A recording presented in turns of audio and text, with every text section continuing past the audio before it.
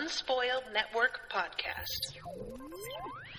This is Spoil Me, covering Immortal Great Souls Book 2, chapters 32 through 35. In these chapters, our friends get introduced to, is it the entire rest of Manticore or just some of Manticore? I think it's some, right? It's not super friendly. It feels like the first day at prison. Welcome to Spoil Me.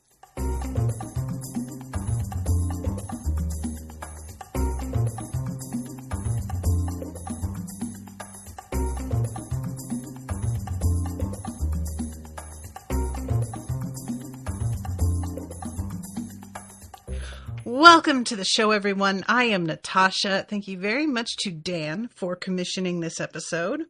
Dan and Ms. T are here in the chat. What's up, both of you? Thank you very much for joining me. You guys, it is so funny how, look, I'm a person who needs to be liked. I am a person who wants to make nice. I am a person who, unless you really do some shit, I'm gonna try and let a lot of things go. Unless we get into bigoted territory, in which case that's a whole other situation. So, the way things go with Manticore out of the gate, for me, I was just like, where's the friendship? Where's the camaraderie? Where is the sense of family? I was so bummed, y'all. These people are just coming in hot. And I get that this universe has a different set of standards because everything is so high stakes all the time. But it bummed me out to kind of feel like the friends Scorio came in here with are the friends he's gonna have, and that's all. And I may be wrong about that. You know, it may be that like they were very hard on them right out of the gate, and then as they prove themselves, everybody's going to warm to them a bit. I don't know though. I feel like this isn't, they don't seem super receptive. That's all I'm saying.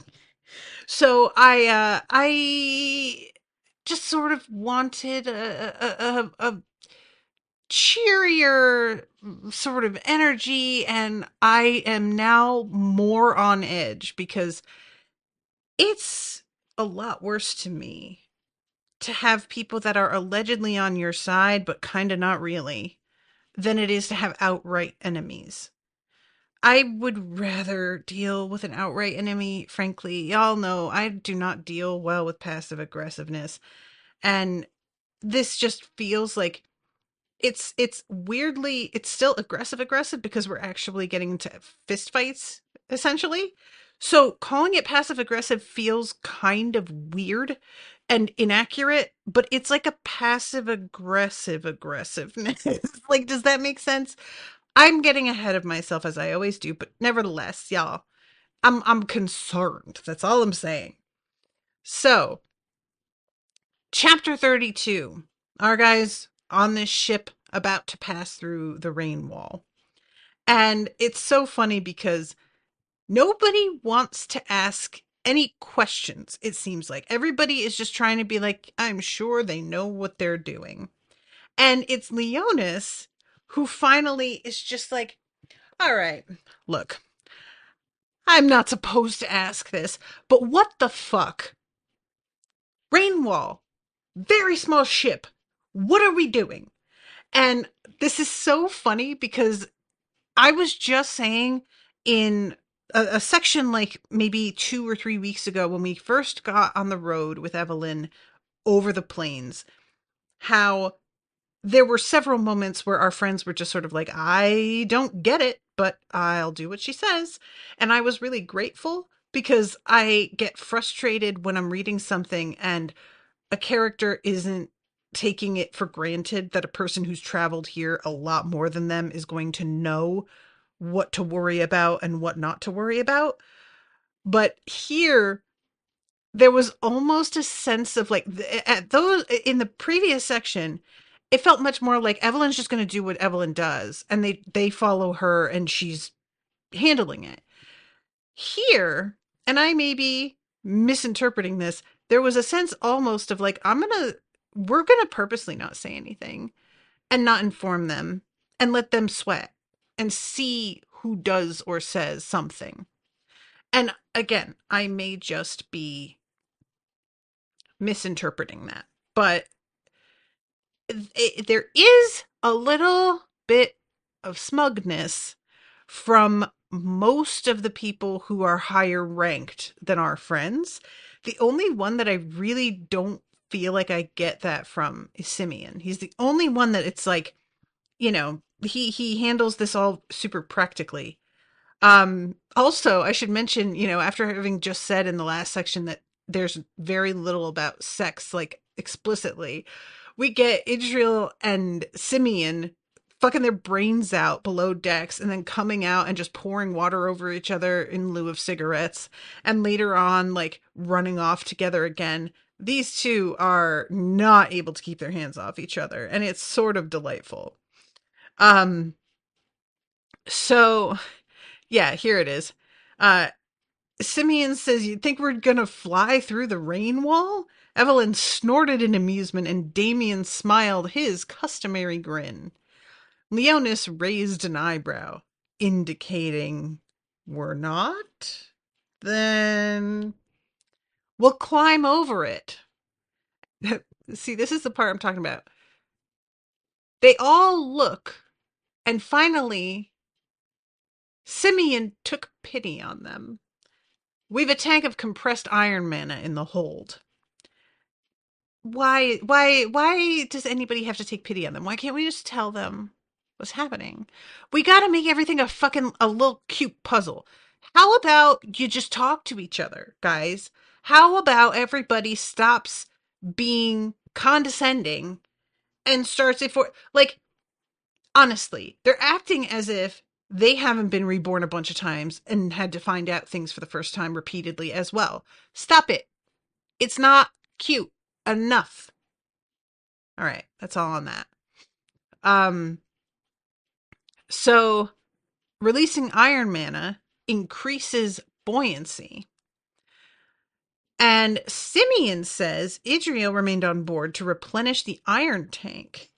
And she is able to like pull this mana and split it, which is wild. And it's something that later on Scoria comes and talks to her about, and she again does not seem particularly eager to explain anything to him.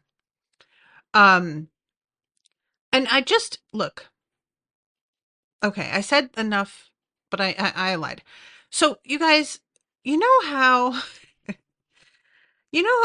so the energy that we get off of a lot of people in this universe is simply, I'm going to keep information to myself because nobody knows what this information is really going to mean and how valuable it could be, and it might come in handy for me to know it. And so I am just going to keep it all close to the chest and like parcel it out as needed to whoever absolutely needs to know or that I can guarantee is on my side. This is just like the overall vibe all the time. And I can't help but feel like this is a byproduct of whatever lies they have been fed about the way this universe works.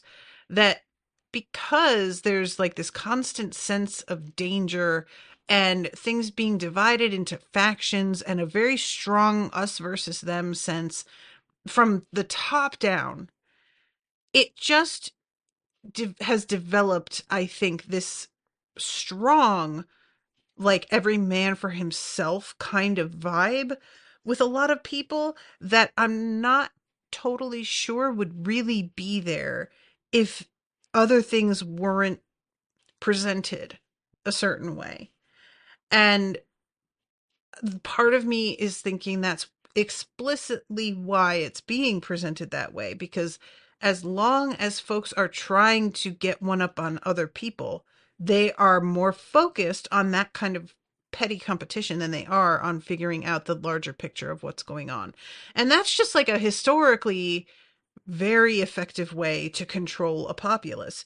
It's, the hyper wealthy pointing at the poor, being like, they're faking so that they can get welfare. And it's like, yeah, they're getting like $300 a week. I don't think we need to worry about that.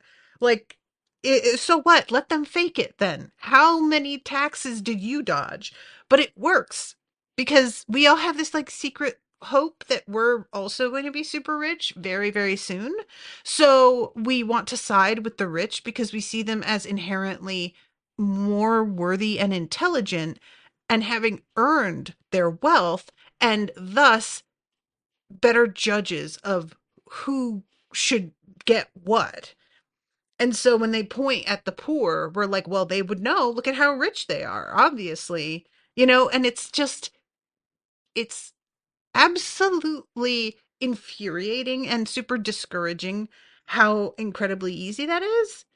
And it just makes me really, really sad to think about. I mean, this was something also that like white supremacists did in trying to divide lower classes by there had used to be a lot of unity between black people and Irish people because they were both like discriminated against in some similar ways. I'm not trying to say that the Irish went through chattel slavery because that's not correct, but they had a common cause for a while until white folks started to get smart to this and be like, okay, you know what, Irish people? You're white now. Like, we know we said you weren't quite white, and maybe you're not like quite white. You're not like English, which is like what we prefer, but you're whiter than black people. So we're going to give you the privileges. And now you can see them as competition for the resources that we're parceling out to you so generously. And unfortunately, once again, that worked. And I can't help but feel like this overall sense of mistrust, a very low level like animosity between people. It's coming from a place that like feels a little valid until you push on it, and then I start to get suspicious about it. So all I'm saying, okay, Dan is in the chat and says it definitely seems like the Great Souls had to have been better united in the past and have gone gone full petty selfishness after 1,000 years. Yeah, because like there's a point later, and I'm jumping ahead. I'm sorry, but I'm going to do it. Where they're talking about like what's at the bottom of the pit, and Damien says, "I don't know, maybe an Imperator found out, but they didn't tell us." What? Why not? Why wouldn't you share that information? Like, that's weird. That's a weird thing to do. If you're really trying to fight, and this is a true battle, everybody should be working with as much information as they can because you should all be on the same side. But that's not what it feels like at all. So what is this? What are we doing? And it just keeps being things like this. People like not sharing information or sharing like abilities, or they always seem to want to hold something back. And after a point when it seems like everyone else is doing that, I can't blame Scorio for also starting to be this way, because it starts to like get more and more obvious, well, nobody's going to have my back, right?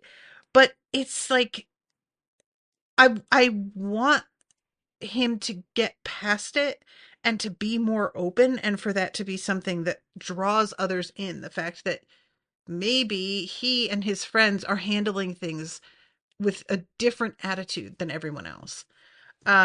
So okay, back to the thing. I'm sorry, I just always have to do this, I just have to share those kinds of thoughts like off the top a lot of the time. um so Uh, we release iron to ascend. A full tank will get us over the wall, but the air becomes thin.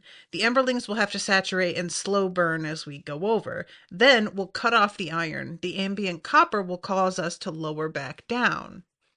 So if we hit pockets of coal, asked Scorio, starting to warm to the idea. We drop, confirmed Simeon. Unless we have a fine captain who can release copper on the fly and balance it out. Idriel gave him a tight smile, then returned her attention to the rapidly looming rain wall. So, I'm sorry, guys, my power went out for a second.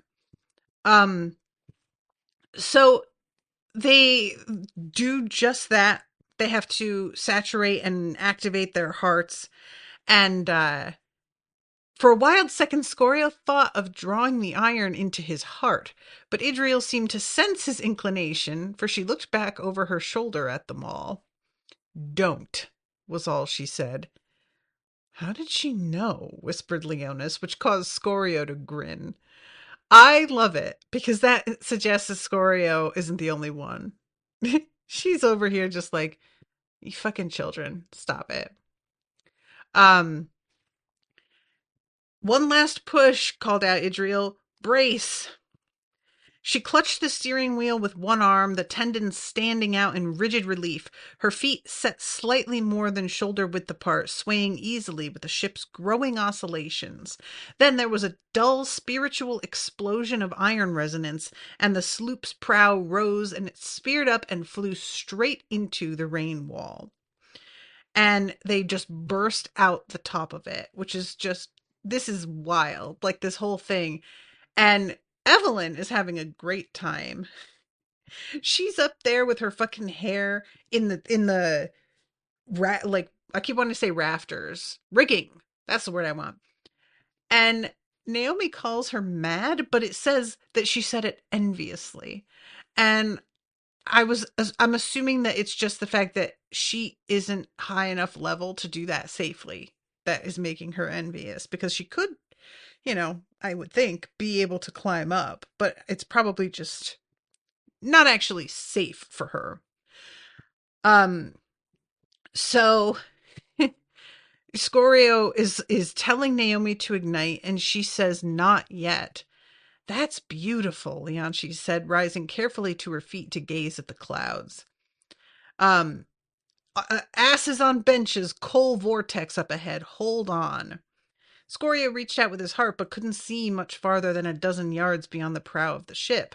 She called out sharp orders. Scorio felt the ship shudder and begin to slide. He wanted to help. And he's like, all right, I can't do this. None of this is like familiar to me. He wants to like jump in and hoist to the main say, like just that shit. And he's realizing, no, I don't know how to do that. But a part of me is thinking maybe this is ringing a bell from some past life of his, that it's like just familiar enough that it's bringing back the desire to jump in that had used to be there. It may not be that, it may be completely just the impulse that he always has to like participate and stuff.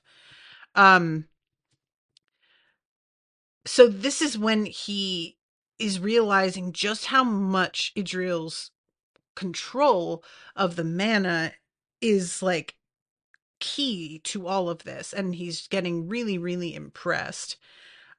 Suddenly his paddle technique seemed more than crude. It felt absurd. He'd never in a million years be able to manipulate mana so finely with his current approach. And when he talks to her later, it's really funny because he brings up the splitting of mana, and she thinks he's saying that he can do it. And she's genuinely like, wait, can you? And he has to be like, no, I just read about it in a book. And she almost instantly loses interest. The only thing she pushes on is just sort of like, what book? And he says Quantix, but she doesn't know what that is. But it's like, that's kind of what I'm talking about with the fact that she acts as if he shouldn't know this information. Why shouldn't he? Why is this something that, you know what I'm saying? Like all of this is just weird. Um, so let's see. With the turbulence disappeared, their descent was a smooth glide into another world, an afternoon land of verdant fields and crimson barns, of glittering rivers that snaked back and forth, and the occasional copse or massive boulder emerging from the land. Naomi, Scorio helped her sit up. You're not going to want to miss this. Hmm? He carefully pulled her sodden locks of black hair away from her face. You with us? I. She blinked blearily, color slowly returning to her face. I had this terrible dream. It's over now. Everybody was crowding at the railings, gazing out in wonder at the expanse of fields that gradated, to tiny mist blue mountains. Naomi pressed her cheek against his chest.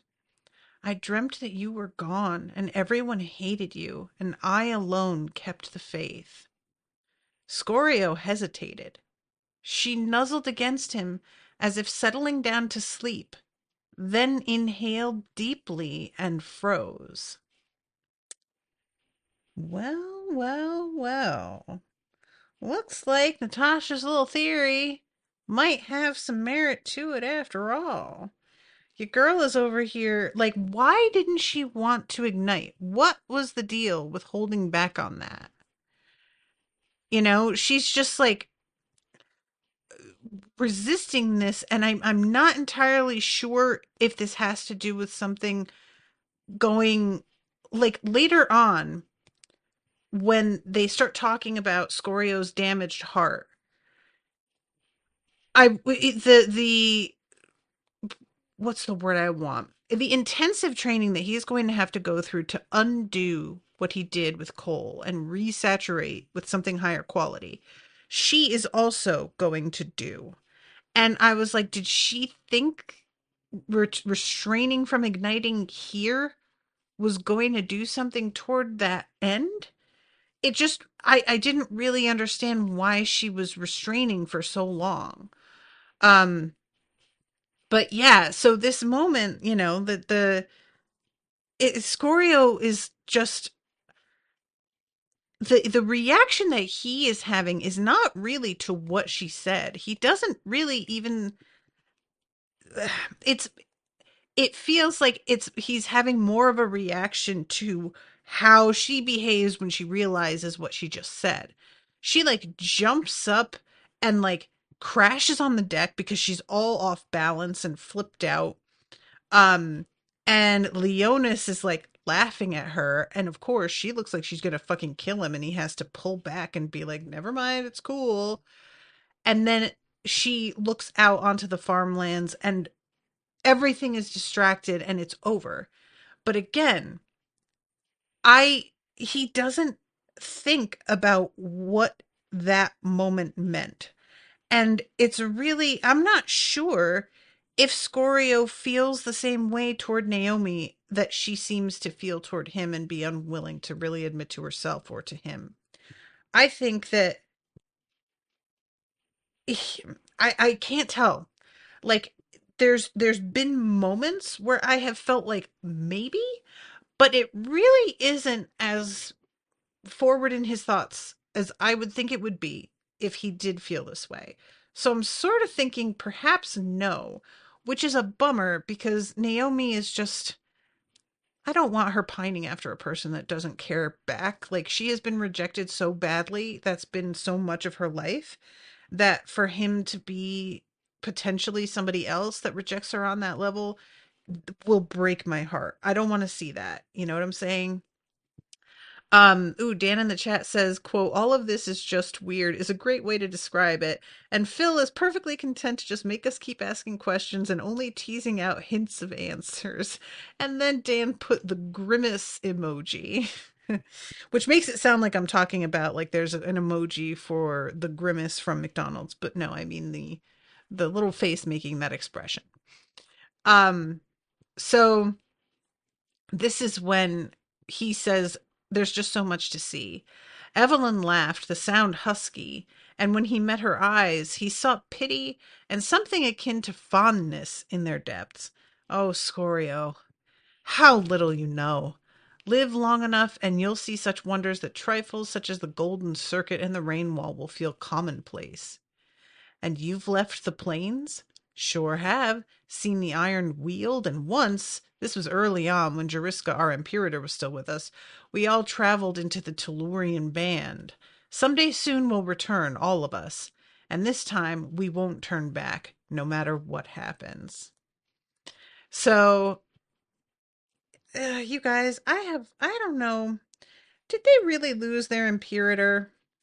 All of this stuff, man. I don't know.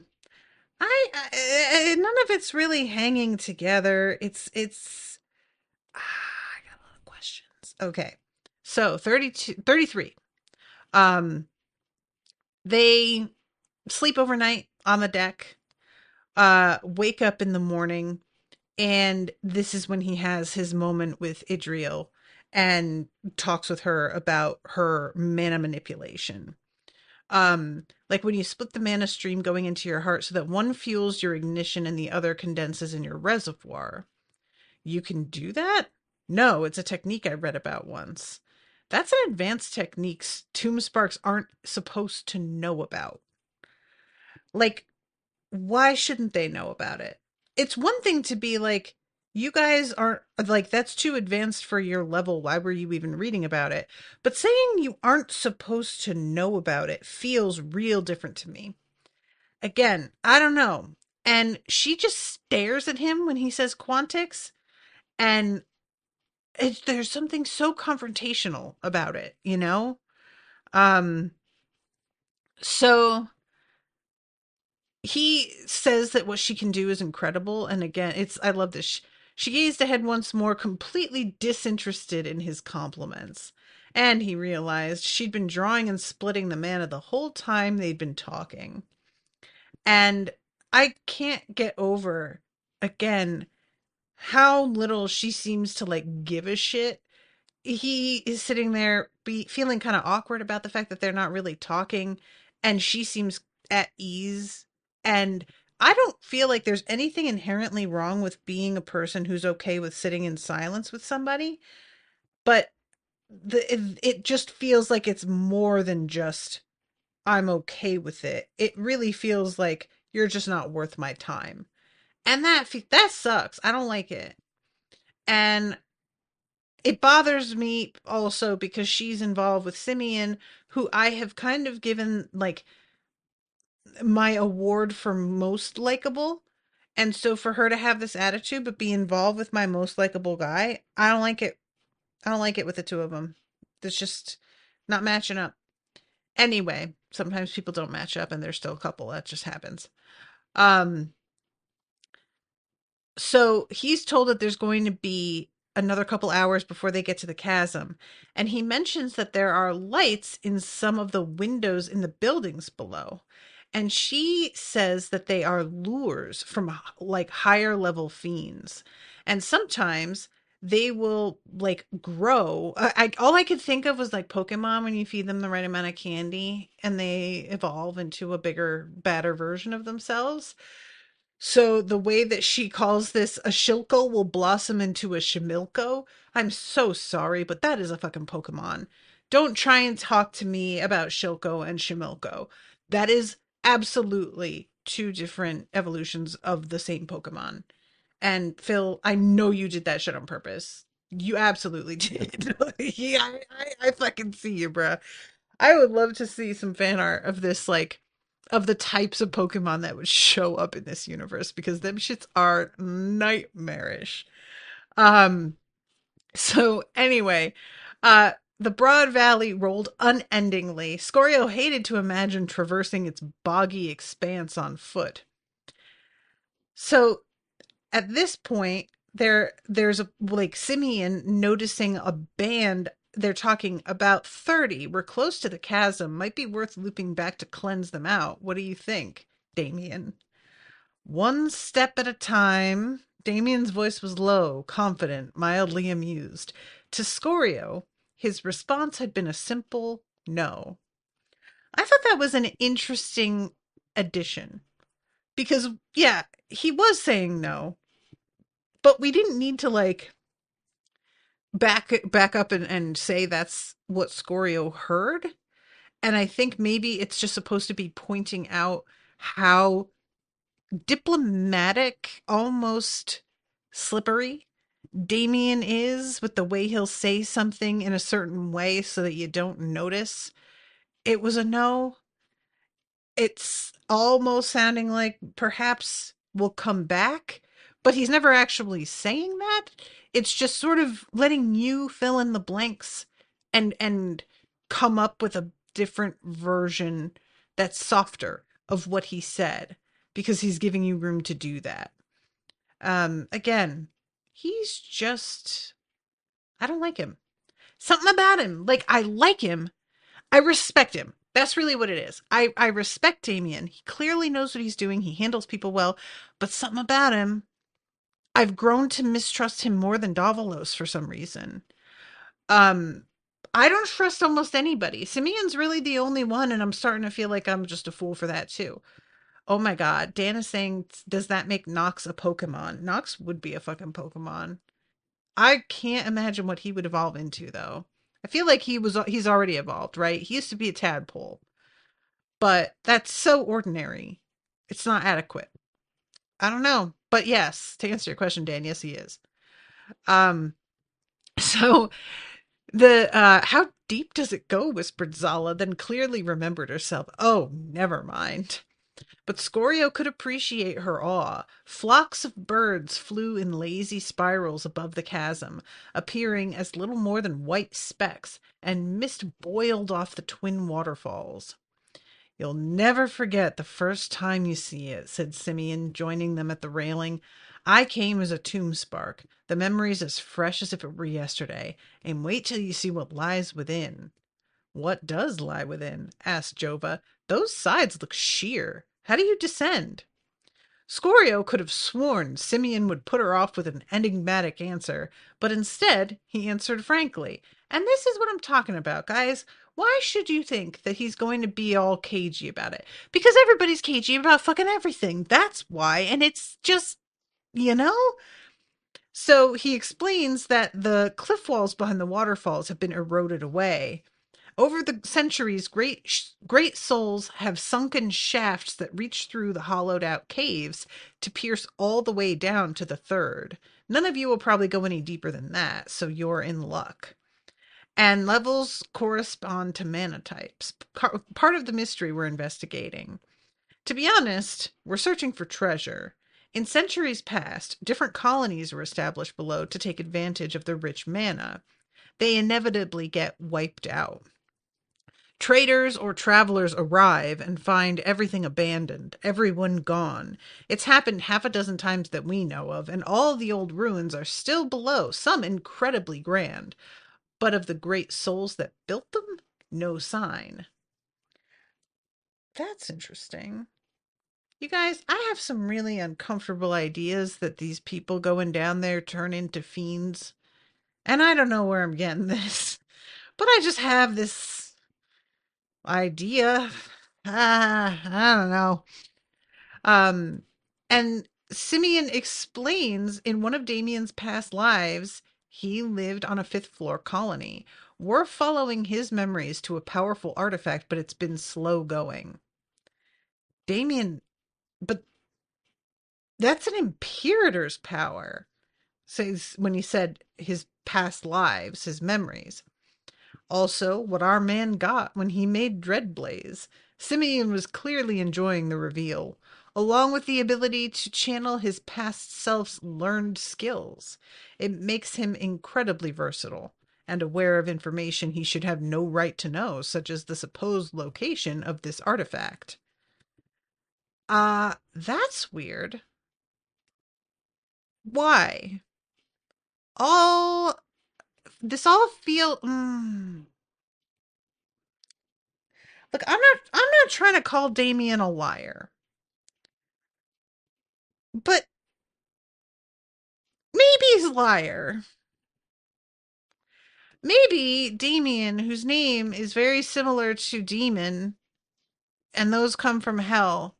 Maybe that's a little hint, and he's a lying liar. I don't like him, and I'll just go on record with that. Something's up with this guy. It's all highly suspect. I don't trust it. All of this doesn't add up.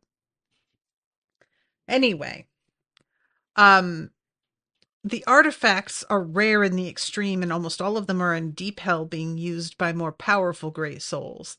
They're treasures that can be activated with mana, but which have a stored effect locked into their matrix. You've all seen small treasures, little useful knickknacks that quickly lose their utility as you rank up. Scorio thought of his chalk bridge and stationary rod hidden in his robes. Artifacts are like those, but require much higher mana quality to activate and can be real spectacular. If we can get our hands on this one, we can sell it to the highest bidder, then use that wealth to get all the elixirs and power we need to break as many of us as possible into the next ranks. It's our ticket out of here. Now, look, you guys, I know I'm taking every second to stop and be like, I don't believe you. And I just keep doing that, but I just don't. This is just, look, the idea that we're going to find this and we're going to sell it and we're going to split the profits so that everybody advances. I want that to be true. I want to believe you, but it's so altruistic and it just doesn't feel like that tends to happen. It's just like, why not start a house, get everybody looking for a thing, you find the thing, and then you just fucking take it and you just leave your house to die? Perhaps, why not? I just. It's all sounding too good to be true. That's what it is. And when Scorio asks what's the artifact do, he says, we can't tell you until you make full member, which that's, in my opinion, that's reasonable. It's a lot of the other stuff that doesn't feel reasonable. So Scorio is looking down because they're beginning to like come in for a landing here. There are 39 people waiting for them. 26 flame vaults, 5 tomb sparks, 3 emberlings. And Scorio is like, "Oh, this is going to be intense." So they come down to anchor. Damien commands what is his name? Jaden, to give them a tour and get them up to speed before they go to the mess hall where they will reconvene and have something to eat. And he also explains that like perimeter duty is super important and don't interfere with anybody that's like on watch or distract them. If they give you a command, just instantly obey as if I were telling you. And it may seem as if following orders is a formality up here, but once we are below, you are going to understand why it is crucial that I can depend on instant obedience, which does make sense to me. But again, if I trusted him, I would feel better about it. Then we have the moment where a rope ladder is dropped, but nobody uses it. Y'all, I really hated this. It's not like, look, y'all know I don't like heights, so you would think it was about that, but no, I don't like the fact that it's like, oh, well, we're gonna drop the rope ladder, but if you use it, you're a pussy ass bitch. How about you just don't have it then? How about you just don't drop a rope ladder? Why do this? Why make this weird little test? Just go and make an open hole that you jump into and be done with it. This is what I'm talking about. This is like passive aggressive shit. Why? For what reason? I am so contrary that I think I might use that fucking rope ladder just because I want to be like, fuck y'all. I'm gonna do the thing. Why should I not do it? It's here. I will make use of it. I just, it feels like, who are you trying to prove something to? And what are you even proving? I'm so tough that I can jump very far. Yeah, okay. When you need to. Why do you need to? But evidently everybody feels a need. And I guess, considering how aggro everybody seems to be here about assessing everybody else's abilities, they're not entirely wrong about needing to prove something.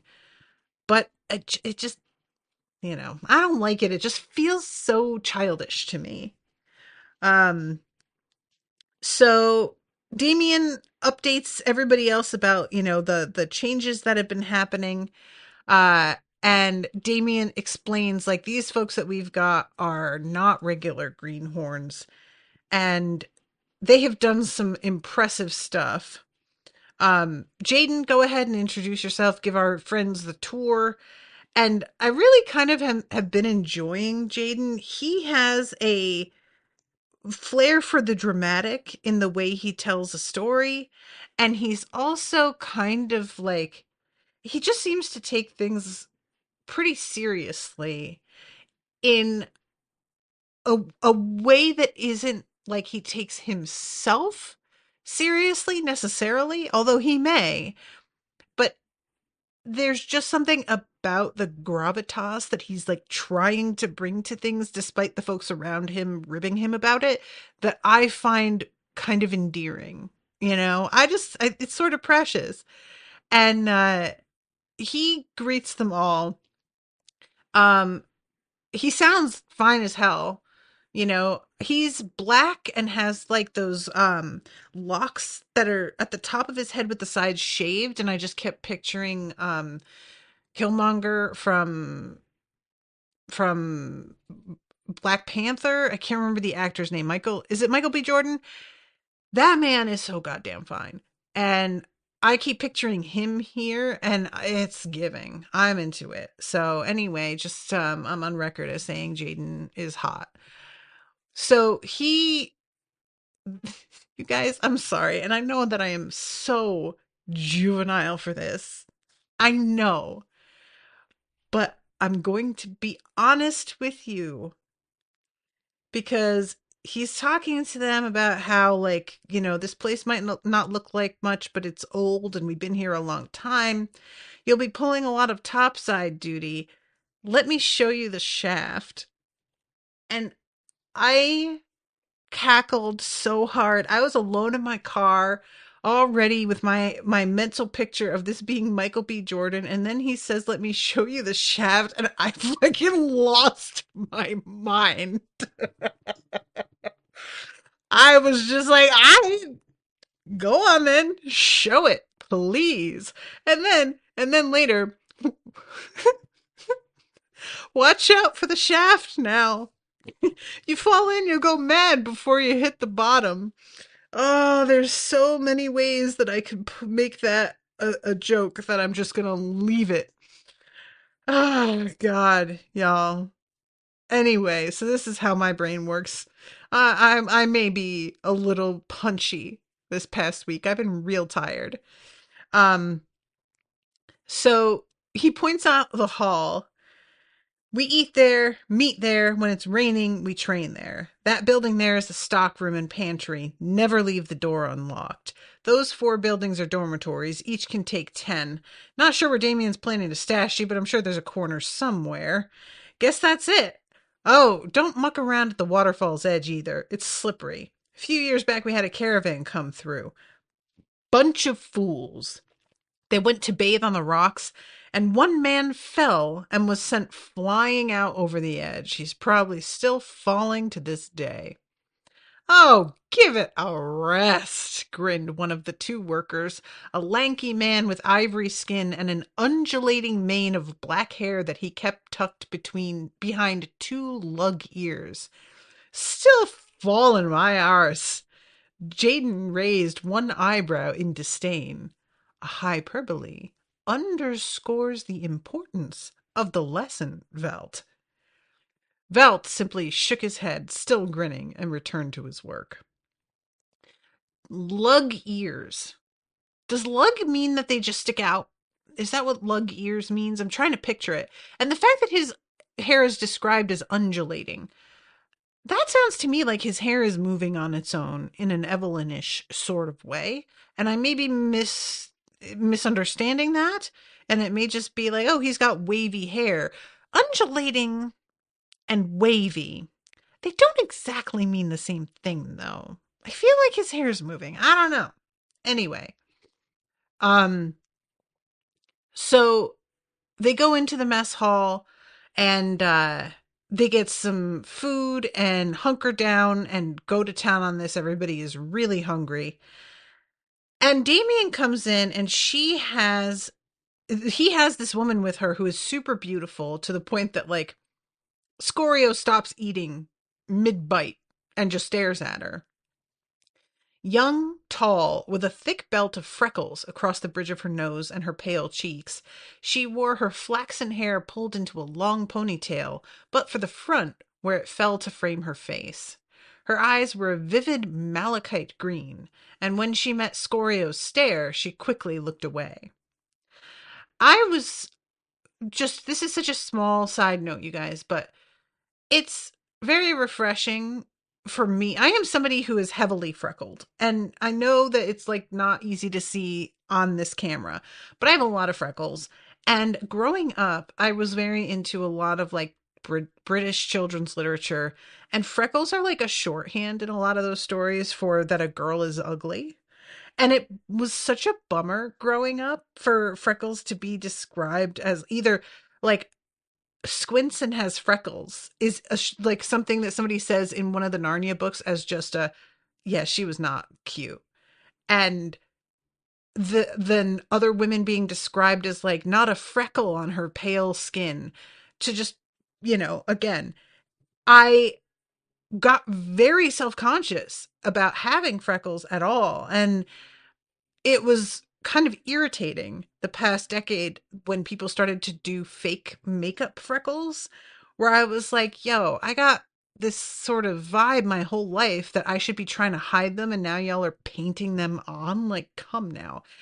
And here, her being described as like strikingly pretty, and then that she has all of these freckles, I was like, oh, okay, thank you. Because I've grown, so now I appreciate freckles and I don't feel the way I did. But it really can get in your head, all those little assessments about appearance, especially if it's on you when you're very, very young. Um, so they sit down, and it says the freckled woman sat at the table opposite and ate with poise and delicacy. Of everyone present, she seemed the only one who wasn't starving. Interesting. I wonder why. So there's this dude, got a big beard, and he is sort of poking and prodding at Scorio with like, oh, are you the one that fought Imogen the Woe? And of course, once he points this out and Scorio confirms it, everybody stops and watches. And it's very clear this whole thing is sort of a setup. This guy wants to get into a fight and make a display, and I was very like, oh man, Scorio was just not getting a break. It's sort of funny because knowing that his base is all fucked up, the fact that he is the one that keeps drawing people's attention and them wanting to come at him, it's not like he's not capable in a lot of ways, and he has had the training to be a good fighter and everything, but it's just the proximity to this whole thing with Imogen has caused his notoriety to kind of outpace his actual strength. And I would feel like if people really knew more about what was happening with this group, they would probably try to go up against Jova. But because it's Imogen, and plus he won the gauntlet run, right? So between those two things, he just sounds the more impressive. And he may be the more impressive in terms of his overall doggedness with his personality. But when you're talking about just a fight, I don't know. I feel like maybe Jova would be the one here that would go the hardest. It also depends though, because Jova's a great fighter, but she has also been proven to be kind of limited due to the fact that she got comfortable going up against people who were not able to match her. So I don't know. I don't know. First blood or whoever gives out first till someone's knocked out or taps out. So Scorio is watching this guy, and the way this dude comes at him is very clearly this man is about to try and grapple. He wants to do some wrestling, and he's a big guy, and it would be to his advantage. So Scorio is like, you know what? I'm not going to play your little game. So It says Damien had no doubt set Sam up for this, which meant the tomb spark could probably burn mana for a long time, was tough and durable. He'd try to wait out Scorio's own heart, then crush him. So he's about to be like, all right, let's start this. And Scorio's like, hey, do you mind if I wet my throat? And grabs a mug and takes a sip of ale. And this dude lets his guard down and is like, are you fucking done? And as he's saying that, Scorio throws the ale in his face and then just goes at him as hard as he can before this man can get his feet back under him. And it is brutal. Understandably, in my opinion, Manticore does not think much of this approach. A lot of them are sort of like, really? So you're a fucking sneak. Yeah, we get it. But honestly, if you're coming into this with a huge disadvantage, the way that Scorio is, you gotta be a sneak. You gotta find a way, right? Like, you have to compensate for the fact that you know you're not going to be able to do as much as the person you're up against. And it's not you like giving in by admitting that, it's you facing facts and then constructing a strategy. So, as much as a part of me, the puritanical rule following part of me, wants to be like, oh, Scorio, that was not sportsmanlike, another part of me is like, yeah, fuck him up. Go, do it. And he does. He does indeed. Sam grunted and tried a return punch of his own, but Scorio surged to standing, hitting him square in the chin with an uppercut, then looped his arm around the back of Sam's neck and dropped, slamming Sam's face into the edge of the table, shattering the plank as he drove the man's brow clean through the wood and down to the ground. The blow was as brutal as it was vicious. But still, Scorio didn't relax. He scrambled away, leaped to his feet, and was about to move into stomping when Damien raised both hands. Whoa! Easy there, killer. I think this fight's over. And Sam is just fucking like in shock. Leonis, Jova, Naomi, they're all kind of like, nice. But like I said, the Manticores are like, I don't like it. That was fucked up. And the muscular blonde rose to her feet, wiping her lips with a coarse napkin as she did. That was too short a fight. Scorio didn't even break a sweat. How about it? You can throw all the beer you want at me. Don't think it'll help.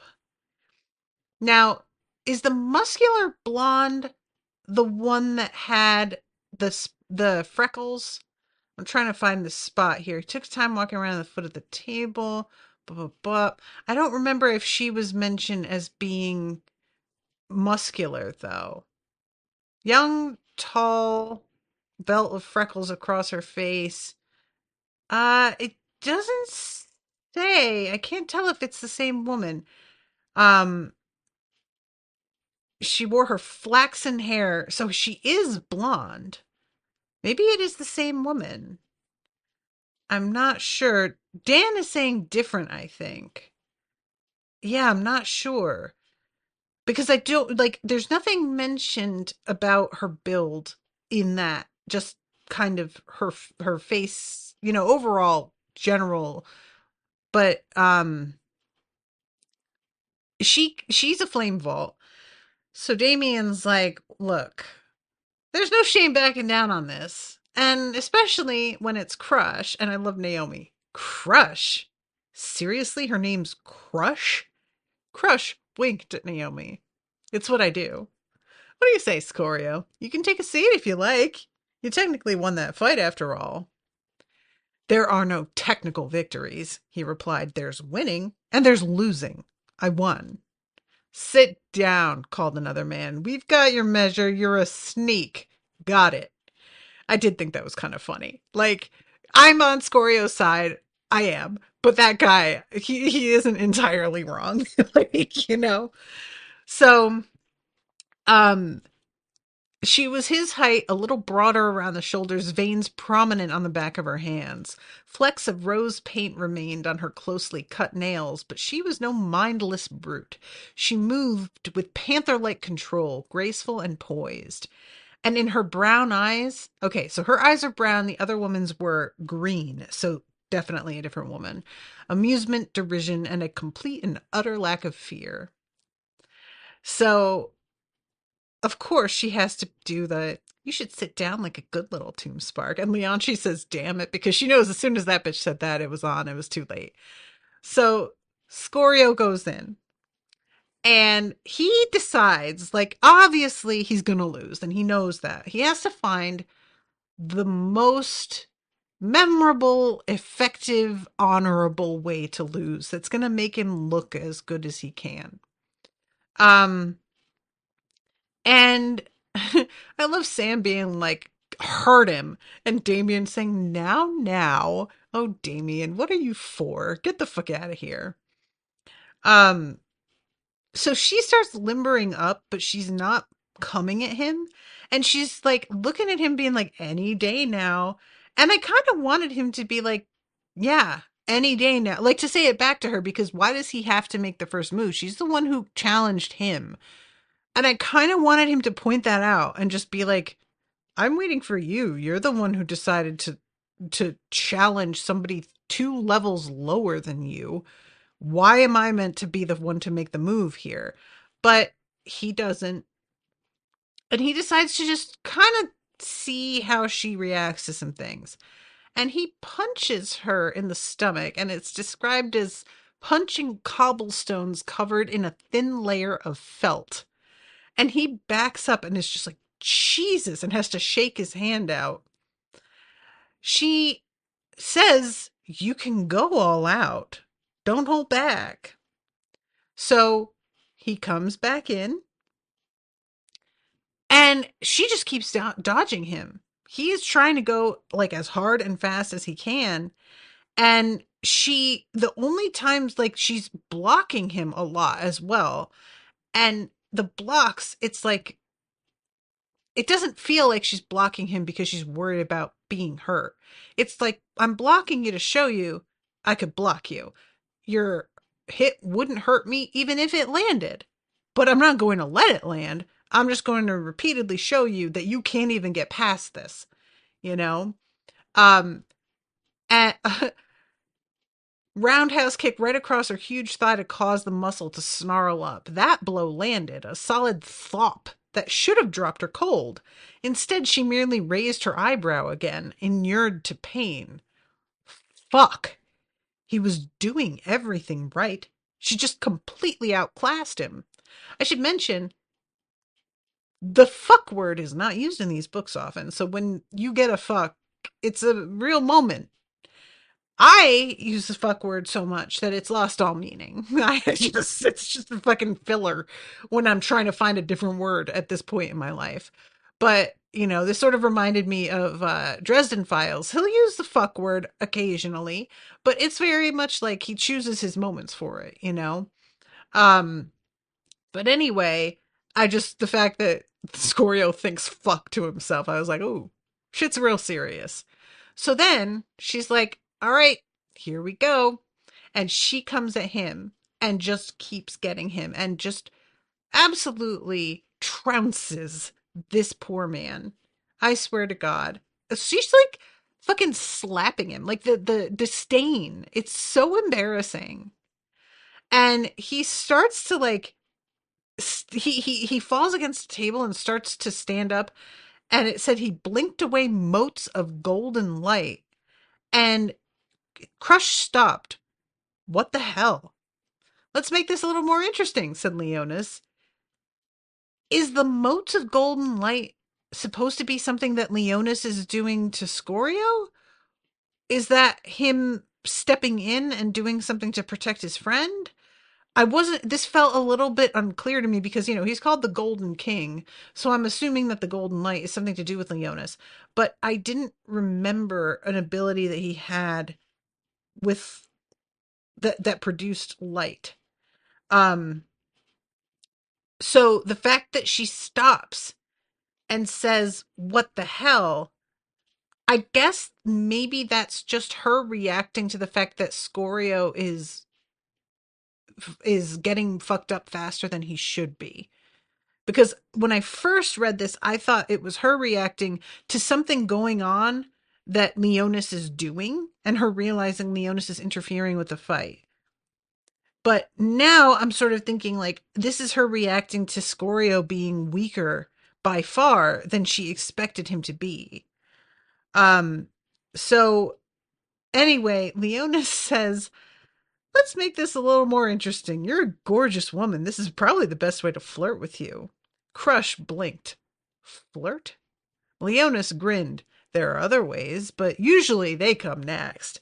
Come at me, Lady Crush. Let the Golden King show his worth." "You know, maybe not. What's wrong with you, Scorio? Those love taps almost knocked you down." And this is when Damon says he's fucked his whole base up and explains the whole thing, that he has been using coal. Everybody's sort of puzzled until they understand that he was out in the ruins. And Davalos says it can be fixed, but it's going to take you forever to reach Flame Vault. And Davalos is the one who has dealt with coal. Like, he was the one saying, "I hate coal," after a fight where he sort of like zonked out. So Davalos apparently is aware and has dealt with this as well, but we don't really know what's going on with that. Um, and Davalos explains, "Your body is a sponge that absorbs mana really slowly. You're saturated with coal, which is the fucking worst. So you need to get it out and then resaturate. We'll have to work the coal out of him, then drop him to iron, probably, maybe bronze if his heart can handle it. But again, it's a question of time. Manticore's not going to be here forever." "You said work the coal out of me. What do you mean?" "There's another way to get mana out of a sponge or a wet rag. You wring it. It involves pushing your body to the maximum every single day while surrounded by copper and iron, but not igniting. You want to force your muscles to do all the work." "Then that's what I'll do." "I know." Damon's smile turned pensive. "That's what I was planning to put you through. Fair warning, Scorio, if you don't puke at least a couple times each day, you're not trying." And this is when Naomi is like, "Yeah, I need to do this as well." And Damon's like, "Oh, all right, well, you got company, Scorio, so that's cool."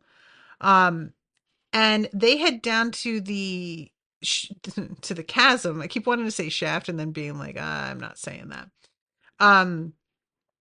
So Leonis has this moment of like, I need to figure out a way to get close to Crush. It's really, really giving uh Tormund Giantsbane and Brienne of Tarth for me. Like, that's just what I keep picturing. Um, which it's like kind of uncomfortable because Brienne had no interest in Tormund, but as somebody who is a Tormund apologist, I just thought she was insane for that. So I found it charming because I was just kind of like, yeah, what's up, Tormund? Go for it. But now I'm sort of like, oh, word, is Leonis like a Tormund looking guy? Because if so, I'm into it. I love me a beefy beard. That's it. Gimme. Um, okay, so Leon, she's giving him advice. Offer to show her Nazar in private. Describe how long and hard it is. Ah, Leon, she. Um, so they get onto this platform that is going to be lowered down, an elevator. Really reminded me of the wall. Um, and they drop down into a cavern.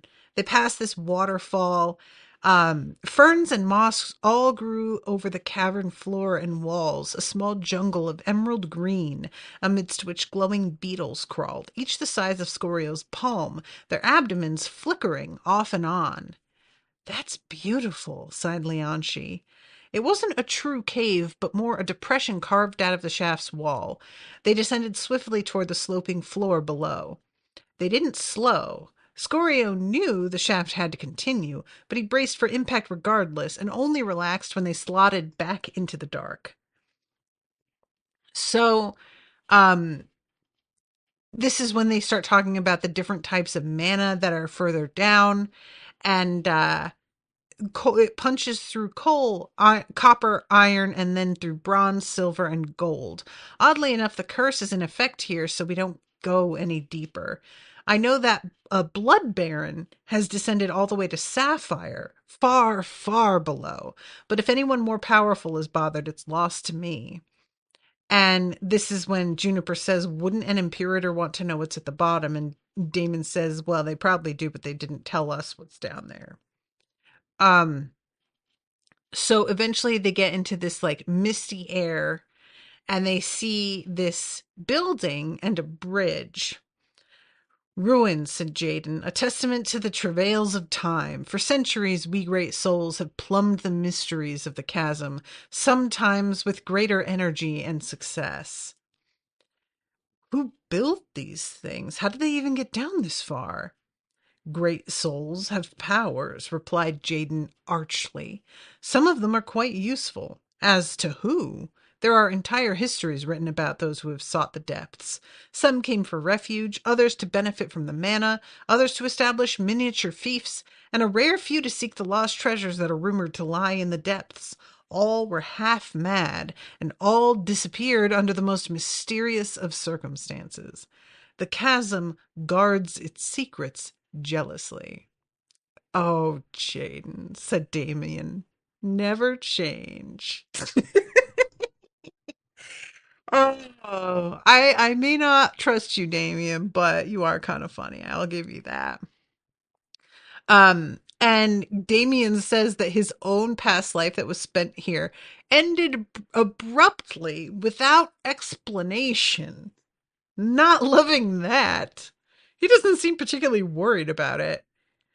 Um, so copper level.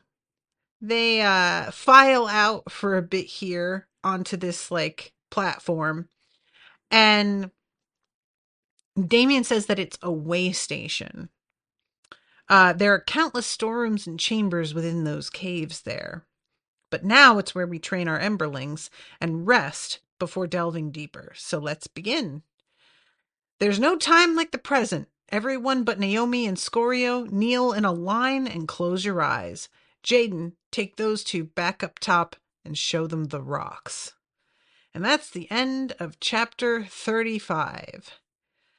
I am so curious why we have to kneel and close our eyes. And I'm also very curious what the rocks are. It can't be good. It can't be good. I'm assuming that it's going to be some like bonkers climb that they have to do. Like, obviously, they've already been warned that they have to basically push themselves so hard physically they throw up multiple times a day. So it's going to have to be something deeply unpleasant, I'm assuming. But I guess we'll see. So, all right, I have to wrap up. I'm over time, as I always am. But thank you, Dan, so much for commissioning this. And thank you for coming to the live, and Miss T as well. Appreciate you a lot. And until next time, toodaloo, motherfuckers.